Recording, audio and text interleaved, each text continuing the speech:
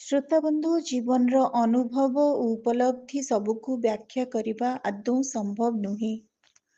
ସମୟ ପରି ସେମାନେ ମଧ୍ୟ ନୀରବରେ ଚାଲିଥାନ୍ତି ଜୀବନ ସହିତ ପାଦ ମିଶେଇ। ସେମାନେ ମଧ୍ୟ ନିଜ ନିଜ ଭିତରେ କଥା ହେଉଥାନ୍ତି। ସ୍ତବ୍ଧ ହୋଇ ଶେଷ କ୍ଷଣ ଯାଏ ନୀରବରେ ଗୋଟେ ମଣିଷ ଜୀବନର ସାକ୍ଷ୍ୟ ଦେଉଥାନ୍ତି।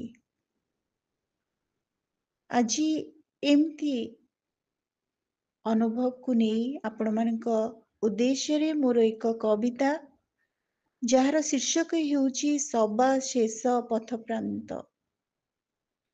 କବିତାର ଶୀର୍ଷକ ଆଉଥରେ ସବା ଶେଷ ପଥପ୍ରାନ୍ତ। ଆଶା କରୁଛି କବିତା ଆପଣଙ୍କ ଭିତରେ ଆପଣଙ୍କୁ ଖୋଜିବା ପାଇଁ କିଛି ଅନନ୍ୟ ମୁହୂର୍ତ୍ତ ଯୋଗାଡ଼ କରିଦେବ। କବିତାର ଶୀର୍ଷକ ହେଉଛି ସବା ଶେଷ ପଥପ୍ରାନ୍ତ। ଛାଇ ଅନ୍ଧାରରେ ହେଇ ସେଇ ଖୁବ୍ ଦୂରକୁ ତଟସ୍ଥ ଅବାକ୍ ହୋଇ ଜଣେ କେହି ଥାଏ ଚାହିଁ ଥାଏ ଚାହିଁ। ଛାଇ ଅନ୍ଧାରରେ ହେଇ ସେଇ ଖୁବ୍ ଦୂରକୁ ତଟସ୍ଥ ଅବାକ୍ ହୋଇ ଜଣେ କେହି ଥାଏ ଚାହିଁ ଥାଏ ଚାହିଁ। କାହା ଦୟାର୍ଦ୍ଦ ଯାଚଣା ଅବା ମୁଠି ଭିକ୍ଷା ପୁଣି ଅଯାଚିତ ହାତ ଟେକା ପାଇଁ। କାହା ଦୟାର୍ଦ୍ଦ ଯାଚଣା ଅବା ମୁଠି ଭିକ୍ଷା ପୁଣି ଅଯାଚିତ ହାତ ଟେକା ପାଇଁ। ଛାଇ ଅନ୍ଧାରରେ ହେଇ ସେଇ ଖୁବ୍ ଦୂରକୁ ତଟସ୍ଥ ଅବାକ୍ ହୋଇ ଜଣେ କେହି ଥାଏ ଚାହିଁ ଥାଏ ଚାହିଁ। କାହା ଦୟାର୍ଦ୍ଦ ଯାଚଣା ଅବା ମୁଠି ଭିକ୍ଷା ପୁଣି ଅଯାଚିତ ହାତ ଟେକା ପାଇଁ। ଥାଳ ଭରିବା କଥା ଥାଉ ଦୂରରେ, ଥାଳ ଭରିବା କଥା ଥାଉ ଦୂରରେ, ଝରୁଥାଏ ଅବସାଦର ଧୂଳିକଣା ଶୂନ୍ୟ ଓ ନିକାଞ୍ଚନ ଅନ୍ଧାରରୁ ମେଞ୍ଚାଏ ଥାଳରେ। ଥାଳ ଭରିବା କଥା ଥାଉ ଦୂରରେ, ଝରୁଥାଏ ଅବସାଦର ଧୂଳିକଣା ଶୂନ୍ୟ ଓ ନିକାଞ୍ଚନ ଅନ୍ଧାରରୁ ମେଞ୍ଚାଏ ଥାଳରେ। ରହି ରହି କେନ୍ଦେରାର ରାଗିଣୀ ଭିତରୁ ତମାମ ଅତନ୍ଦ୍ର ପ୍ରହରର ବ୍ୟଥା ଝରୁଥାଏ। ଚୁପ୍ ରହିବାକୁ ଚାହିଁ କିନ୍ତୁ ଖୁବ୍ ଜୋରରେ କାନ୍ଦ ମାଡୁଥାଏ।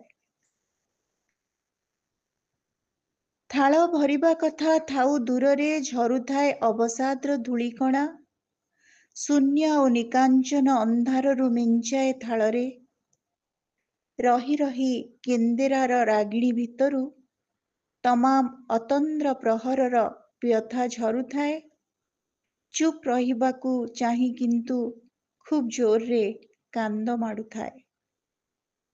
ଢେର ସମୟ ଯାଏ ଅପେକ୍ଷା ଯେ ଅପେକ୍ଷା, ଢେର ସମୟ ଯାଏ ଅପେକ୍ଷା ଯେ ଅପେକ୍ଷା। ପୂର୍ବ ଦିଗେ ସିନ୍ଦୁରିତ ସେ ଗାଢ଼ ଲାଲିମା, ହୁଏତ ଚେନାଏ ଆକାଶୀ ଆଲୁଅ ମିଳିବ। ହୁଏତ ଚେନାଏ ଆକାଶୀ ଆଲୁଅ ମିଳିବ। ମୁକ୍ତି ନ ମିଳୁ ପଛେ ନିଗିଡ଼ା ଅନୁରାଗରେ କିନ୍ତୁ ଯୋଗିନୀ ଜଳିବ। ନିଗିଡ଼ା ଅନୁରାଗରେ କିନ୍ତୁ ଯୋଗିନୀ ଜଳିବ। ଫୁକିଆ ତାରା ଦେଇ ପ୍ରହର ଗଣୁ ଗଣୁ ଆଉଟା ମଣିଷ ଗୋଟେ ଦାନ୍ତ ନିକିଟି ଭେଳିକି ଦେଖଉଥାଏ। ଫୁକିଆ ତାରା ଦେଇ ପ୍ରହର ଗଣୁ ଗଣୁ ଆଉଟା ମଣିଷ ଗୋଟେ ଦାନ୍ତ ନିକିଟି ଭେଳିକି ଦେଖଉଥାଏ। କାହାର କ'ଣ ଆସିବାର ଥିଲା କି? କାହାର କ'ଣ ଆସିବାର ଥିଲା କି ପଚାରି ଖତେଇ ହେଉଥାଏ। ବିକଟ ନିଦାଘରେ ଯେଉଁଠି ସମସ୍ତେ ତ୍ରାହି ତ୍ରାହି କରୁଛନ୍ତି, ବିକଟ ନିଦାଘରେ ଯେଉଁଠି ସମସ୍ତେ ତ୍ରାହି ତ୍ରାହି କରୁଛନ୍ତି, କିଏ ଅବା ଘୁମନ୍ତ ମେଘଖଣ୍ଡରୁ ଶିଶିର ଦିଅନ୍ତା।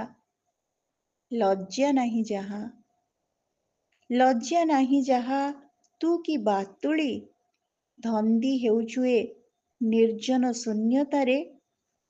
ଏଯାବତ୍ ଅହଲ୍ୟା ବଞ୍ଚିଛି ଚିରନ୍ତନ ସମୟର ସବାଶେଷ ପଥଧାରେ। ଏଯାବତ୍ ଅହଲ୍ୟା ବଞ୍ଚିଛି ଚିରନ୍ତନ ସମୟର ସବାଶେଷ ପଥଧାରେ। ଶ୍ରୋତାବନ୍ଧୁ, କବିତାର ଶୀର୍ଷକ ଥିଲା ସବାଶେଷ ପଥପ୍ରାନ୍ତ। କବିତାଟି କେମିତି ଲାଗିଲା ଆପଣମାନଙ୍କର ମତାମତ ଅପେକ୍ଷାରେ ରହୁଛି। ଧନ୍ୟବାଦ।